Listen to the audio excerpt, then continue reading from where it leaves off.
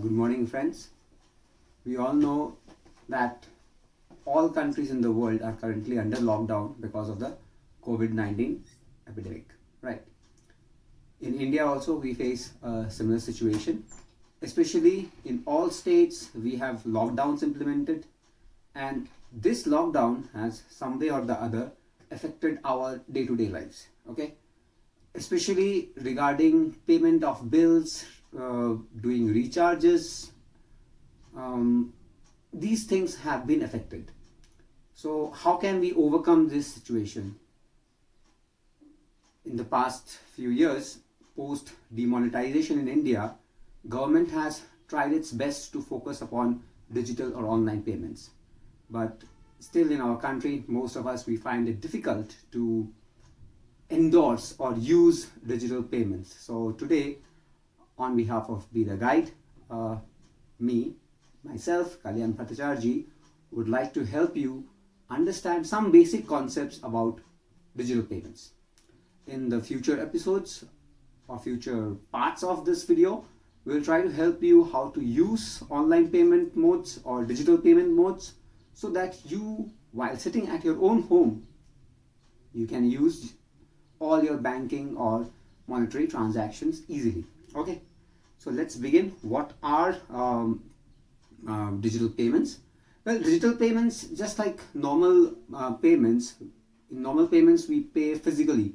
One person meets another person, gives the money in cash, and the work is done.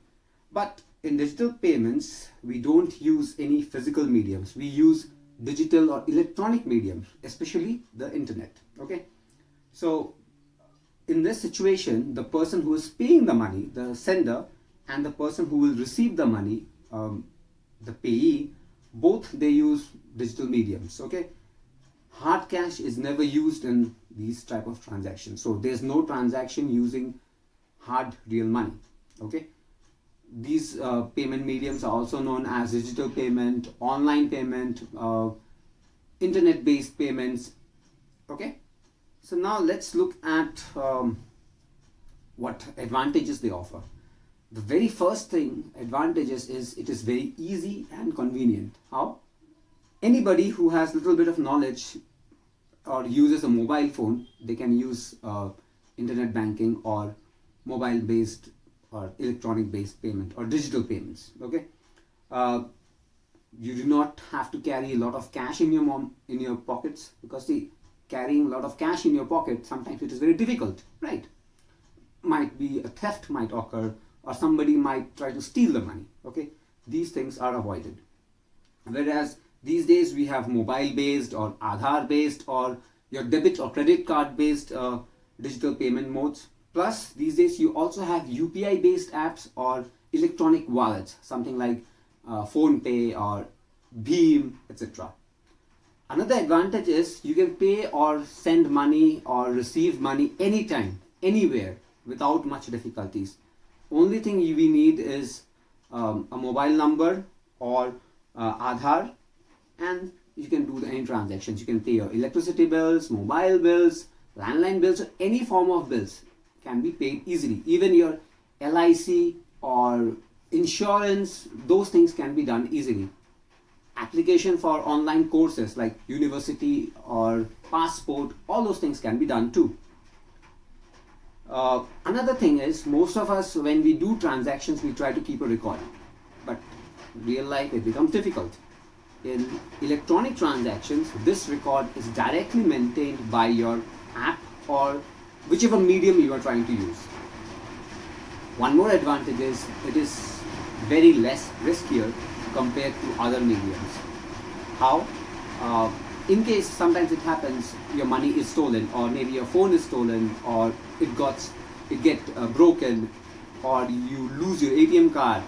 In that case, yes, there is a chance that people might misuse your phone or such things. But then these days, security measure for online or digital payments is very high. These days banks need you to give your password, PIN, OTP. In Aadhaar based systems you also have to use your fingerprint. So all these systems make online payments very, very secure. I know there are some flaws which the government is trying to address. That's why you might have seen on TV or ads, or sometimes even banks send such messages that we should not share our OTP, bank details to strangers. Okay, especially we should not share our PIN or our OTP or CVV code, the code which is in the reverse side of your debit or ATM cards. These codes should never be shared to anybody. Even bank people will never ask you these things. You must have heard that sometimes people, they get scammed. Their money is withdrawn from their account by somebody. Some bad people, they do it. How they do it? They make a fake call to you and they ask you your card number, bank account. But the most important thing is they ask you your PIN, or they ask you your OTP, or they ask you your CVV. So these three things especially you should never ever share with anybody, not even to your friends. If you have to do some transaction, your friend is asking you to pay, you type everything in their phone or that way, so that you are safe. Banks and the government of India are providing a lot of facilities using these digital payment modes.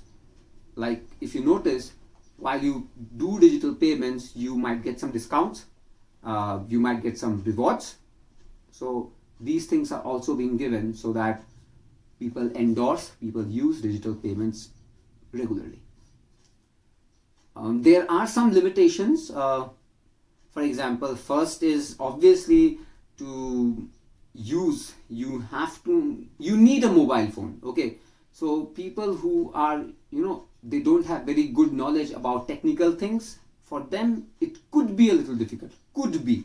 But these days we have a variety of ways through which online transactions or digital payments can be made. You can do card based, debit or credit card based. You can do bank transfers using UPI. You can use wallets. There are many ways. You can even do IMPS, which uses a regular mobile phone, not an Android smartphone, but a regular mobile phone. Through that also we can do our transactions. We can do our transactions through ATM cards, debit cards, credit cards, whatever you have. Okay. One more disadvantage that people might face is there is risk that your data could be stolen. Just like I give you an example, people call you, they ask you that I'm calling from State Bank of India or some bank, and they ask you that you give your bank account number, give password, give OTP, all those things. No bank will ever ask you this. But sometimes we become, we are negligent sometimes, and we don't know these things, so people can easily fool us. That should not happen. Nobody, if they're asking your OTP, PIN, please never tell them, never ever. Even if they give you, like, you have won so much money, you have won lottery, even if they give you so many offers, please never accept them, because these things are completely fake. Once you give these details to the person who's calling on the phone or on the message or any other way, they might withdraw all your money from your account. So never share your bank account details, especially your CVV, OTP, PIN numbers, especially with strangers. Okay, never do that. And finally, there's one, there's some problem, although I don't consider it as a problem, but that could be overspending. Because see, when we go to marketing or to buy something, we generally have maybe 5,000-6,000 rupees in our pocket, right? So there's a limit on what we can buy. We cannot buy anything which costs more than 7,000 or which costs 9,000. We cannot buy.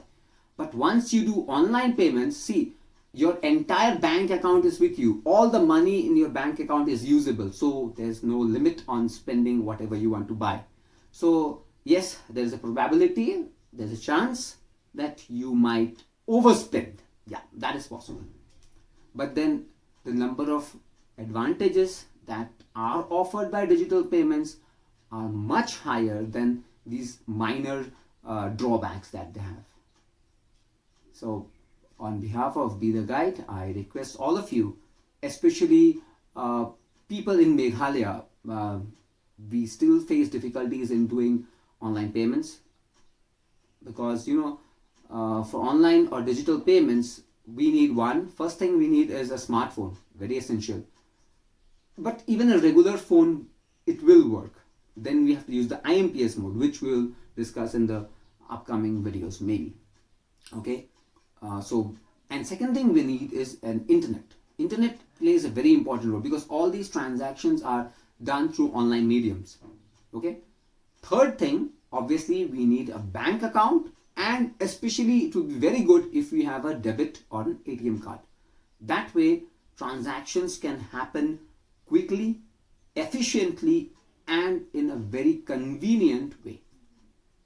Okay, so I request all the citizens of India, obviously, and especially the people of Meghalaya, that we should slowly start using online payments or digital payments. We will try to make a localized video or local language video of this, so that people who are not very comfortable with English, and just for better understanding as well. So on that note, I request all of you, you can in the upcoming videos we will try our best to show you a step-by-step model which can be followed for doing online transactions. But remember one thing, online transactions are safe, they are secure, they are easy to use, they are comfortable, and you can use them anywhere, at any place, at any time. That is the best thing about all digital payments. The government of India, the government of Meghalaya, and all local authorities, they support all form of online payments. Obviously, the government of Meghalaya has its standard app called BHIM, B-H-I-M, which can be used for all forms of transactions. And these days you might have noticed many services are being offered online. Okay, so to access any online services, we might have to make online payments as well. So based on that, we have to start slowly. I know these things are new to many of us. Even to me it was new some years back, but then slowly I tried it once, tried it twice, felt that yes, it works, and slowly we adopted it. So request all of you, have a look, have a good time. During these days of lockdown, I know payments become difficult in case you have to pay some mobile bills, electricity bills, because these things have to be paid. So you can use your digital payment modes comfortably. Most government offices or government service providers like electricity or water or telephone, landline, etc., they have their own online payment mediums. Okay, so those can be utilized, and by doing that you need not go out of your house. So you will become you do social distancing very properly. So on that note, stay safe, stay indoors. You need not come out of your house until and unless it's very necessary. So thank you, God bless, stay safe.